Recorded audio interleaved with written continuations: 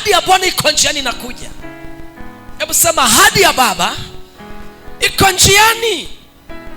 Watu wengi wanatamani tu wakiokoka waone baraka. No, lazima upite kwenye hayo mapito, ndiko unanolewa, ndiko unatoka dhahabu. Dhahabu haijawa dhahabu mpaka imepita kwenye moto.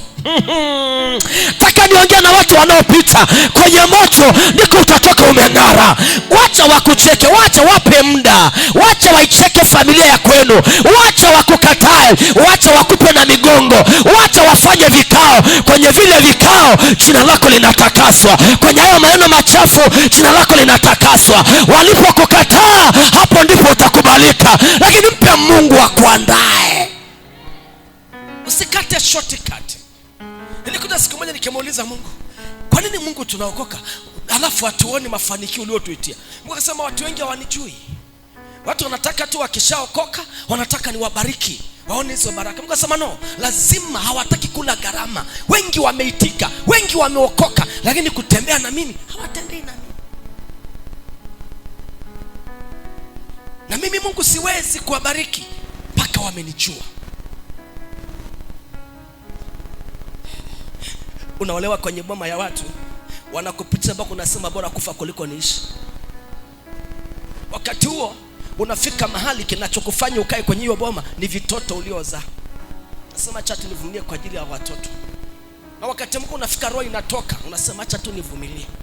Lakini kinachokufanya uvumilie sio ndugu, sio mume, sio mke, sio chochote, ni sauti ya ndani kwamba nitakwenda wapi. Wakati mwingine ukitaka kwenda nafsi na goma, lakini maumivu ulionayo ni makali. Wakati huo usiogope, Mungu anakuandaa. Si ajabu siku zijazo kwenye hiyo boma waliokucheka utakuwa kiongozi wao, utakuwa mfariji wa kina ndoa. Uwezi ukawa mwalimu wa ndoa isipokuwa umepita kwenye ndoa. Uwezi ukawa mfariji waliokataliwa isipokuwa umepita kwenye kukataliwa. Uwezi ukawasaidia watu wenye madeni isipokuwa kwanza umedaiwa. Ukishadaiwa kuna saa itafika Bwana atakuweka level, watakubariki. Sasa wakija wanaodaiwa unajua namna ya kuwasaidia, maana unajua uchungu wa madeni.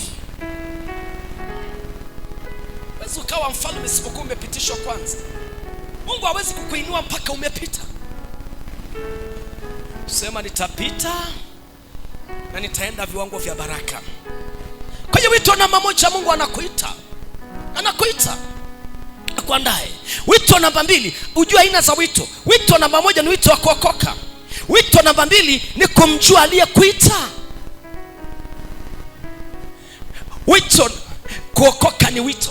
Ile tunasema tumeokoka, tumebatizwa, tunakwenda kanisani, tunamwamini Yesu kwa Bwana na Mwokozi wa maisha yetu, ni wito. Hujajiita wewe kuokoka. Ni saa imefika Mungu akakuita, njoo kwangu. Lakini wito namba mbili ni kumjua aliyekuita. Wengi wanakwenda kanisani kimikumbo.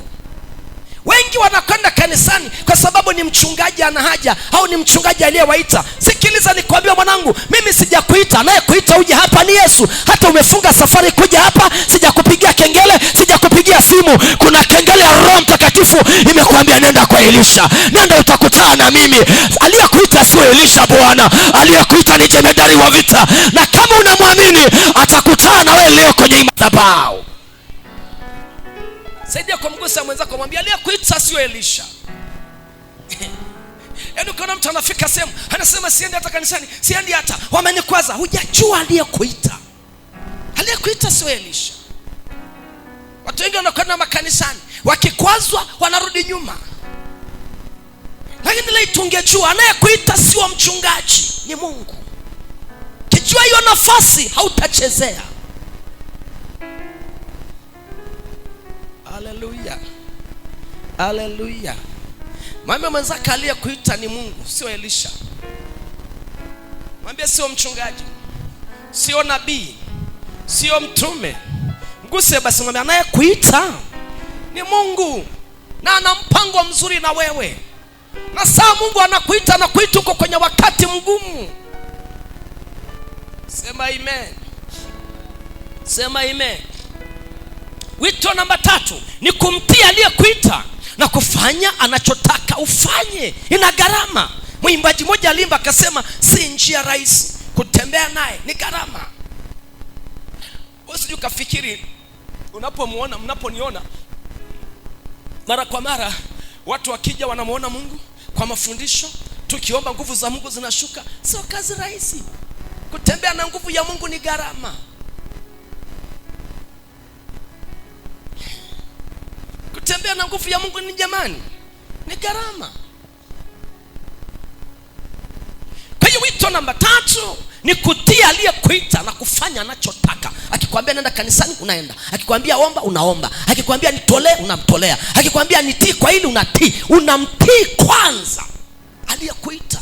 Watu wengi tunataka tumuone Mungu, lakini hata ukisikia sauti kimwambia nitolee hiki, nifanye hii, ni kama mtoto ulienea pale nyumbani, anakutambua ni mzazi wake, anakutambua ni baba ni mama, halafu umemletea andazi au pipi, unamwambia Gileri, hebu nipe kidogo, ngawia dada yako, na bado anajua kabisa una uwezo wa kumpa zaidi. Ndivyo Mungu anavyotaka akunyenyekeshe kama mtoto wake. Ifike mahali akikwambia nipe hiyo viatu unaomba, nipe hiki unaomba, ukijua anaweza kukupa zaidi ya kila kitu. Mungu anataka ufike mahali ambaye hatajua na atahakikisha moyo wako, hata shetani akikupekea kwa namna gani hautamwacha yeye.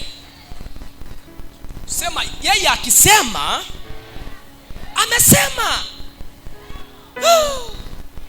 Guse mwenzako kwenye bega, mwambie yeye akisema amesema. Kwa hiyo unamhitaji Roho Mtakatifu kwa viwango vikubwa sana. Kitabu kile cha Zaburi 15 mstari wa 19-21, wakati wa neno kuwadia. Hebu tusome hilo andiko, na kwa ni nzuri sana. Sema wakati wa Bwana ulipowadia, ahadi ya Bwana ikatimia juu ya Yusufu. Yusufu alipitishwa kwenye wakati mgumu na akatupwa mpaka gerezani. Akiwa gerezani bado alitumikishwa, bado Mungu akampa kibali. Lakini pia Yusufu alikataliwa na ndugu zake, akatengwa. Lakini juu ya kichwa cha Yusufu kulikuwa na ahadi atakwenda kubeba familia. Kilichotangulia sio ahadi, kilichotanguliwa ni kukataliwa.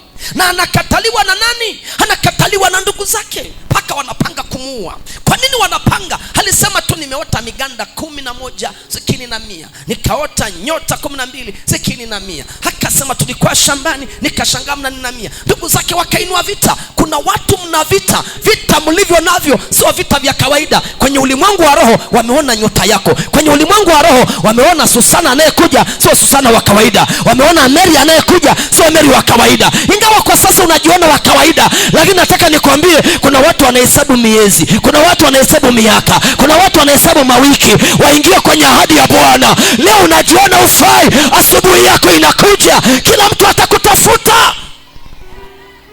Ahadi ya Bwana ilipoadia kwa Yusufu ikatimia, akawa waziri mkuu. Kuna watu mna vita, na vile vita ni kwa sababu mnaandaliwa. Ndio maana kuna wakati unasema bora kufa kule, lakini haufi. Na wakati unapita unasema sidhani kama nitashinda safari, lakini unashinda tu kwa sababu unaandaliwa. Na kati ya kitu ambacho Mungu anataka kujifunze kwenye mapito, jifunze kunyamaza. Kunyamaza gani jibu. Hata kama yanauma, funga kiuno tu. Kunyamaza gani nini jamani? Kunyamaza nini? Mwimbaji mmoja alimba akasema nifundisha kunyamaza, nifundisha kunyamaza. Nyamaza kimya. Sema fire. Sema fire. Wangapi wanasema leo nitamuona Bwana?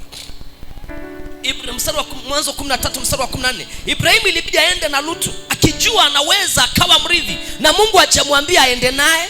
Mungu anapokuita usitafute familia kwenu katika au mama yako au chochote, au atakuonaje. Mungu alipomuita Ibrahim akimwambia toka wewe. Ndio maana huwa kwenye kuokoka hamuokoki wote na familia. Unaweza kukuta mama anaokoka au baba akaokoka au mtoto akaokoka, wote hamwezi kuokoka kwa wakati mmoja. Yuko mmoja anaitwa awe lango la kufungua familia, yuko mmoja anaitwa kubeba maono fulani. Nataka nikwambie Ijumaa pia tutakuwa nayo maombi. Yuko mmoja Mungu ameweka ahadi juu yake, kupitia yeye mama yake atapona, kupitia yeye familia itapona. Tutakwenda kuwafungua na kuwaita kwenye ulimwengu wa roho waweze kufunguliwa. Popote walipo lazima wafunguliwe.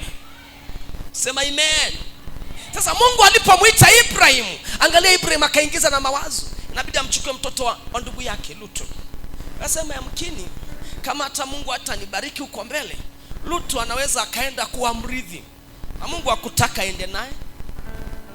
Mungu anapokuita usione ndugu zako watakuonaje. Mungu anapokuita uokoke usione majirani watakuonaje, usione mamaka atakuonaje, usione babaka atakuonaje. Kwenye kuitwa na Mungu unatakiwa utembee mwenyewe. Kwenye kuokoka Mungu anapokuita huwezi ukajua wewe ndio unayetakiwa kupasua pori, kupasua anga. Kuna watu kwenye familia Mungu amewaleta kwenye matumbo ya mama zao, kazi yao kubwa ni kupasua pori ili wengine wapite kirahisi. Aya, naandaa mashujaa watakao pasua pori, naandaa mashujaa watakao pasua ngome.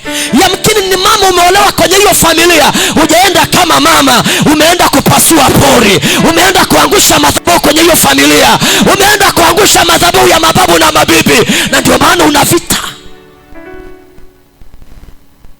Sema leo niko tayari Bwana anitumie kwa viwango vingine. Uko tayari utumiliwe na Bwana? Sema leo sitamwangalia mtu. Lutu anaenda, Ibrahim anaenda na Lutu. Mungu akamwangalia Ibrahim akasema, wewe Lutu, Ibrahim nimekuita wewe mwenyewe.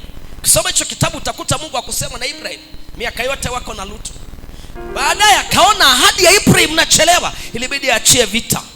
Wafanyakazi wa Lutu na Ibrahim wakachapana. Walipochapana wakagawana. Sikiliza nikwambie, kuna vita inakuja, haiji kwa sababu yako. Kuna watu mtagombana, wakati mwingine utaona kama shetani, wewe utamuona shetani. Mungu anapokuandaa kuna watu atawasogeza, iwe kwa vita, iwe kwa kupendana, iwe kwa ukimya. Kuna watu watasogezwa mbali na wewe. Sema basi amina kama unanielewa. Kuna watu Mungu atawaondoa.